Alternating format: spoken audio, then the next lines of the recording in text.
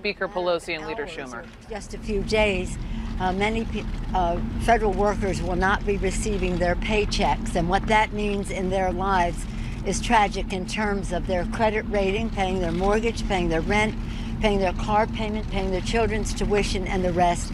The president seems to be insensitive to that. He thinks maybe they could just ask their father for more money, but they can't. And we think that the collateral damage that he is causing well, I'm going to yield to the leader to talk about that, but I would say this.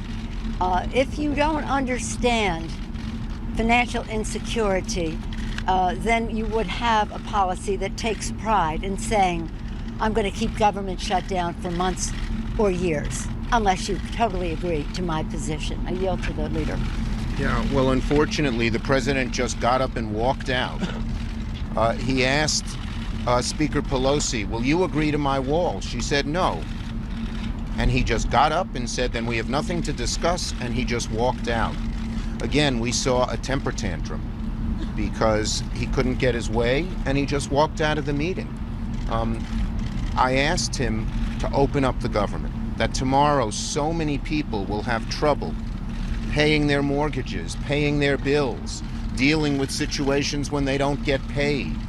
And I said, just why won't you do that? We'll continue to discuss. We're willing to discuss anything.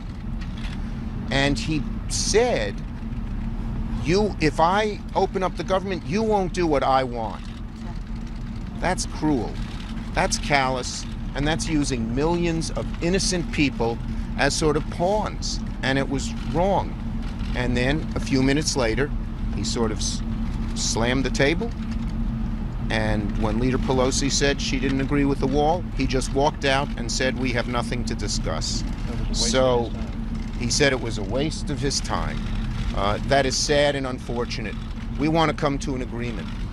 We believe in border security. We have different views. We've already offered the president our proposals, which has sat on his desk for several weeks.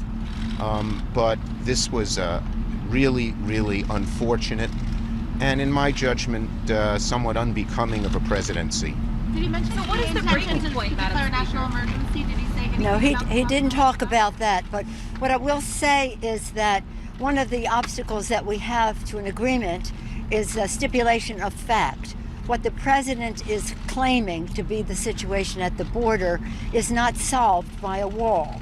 And we all have been for border security. We take our oath to protect and defend the American people very seriously. And we had suggestions about how we can do it better than a wall in recognition of what the challenge is there from immigration and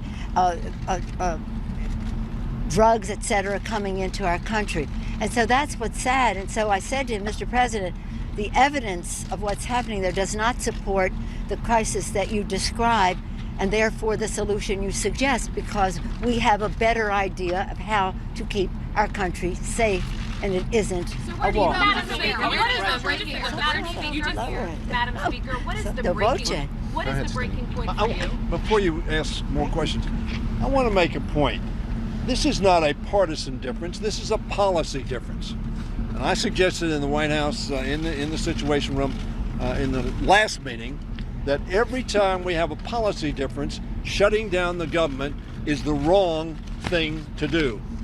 It is taking hostages to accomplish your objective and hurting people in the process. Now, I've got a list here of 6 senators and the chairman of the Homeland Security Committee in the House of Representatives. I'm only going to read you one. Michael McCall from the state of Texas. You have to understand, too, that a 30-foot concrete wall is a very expensive proposition.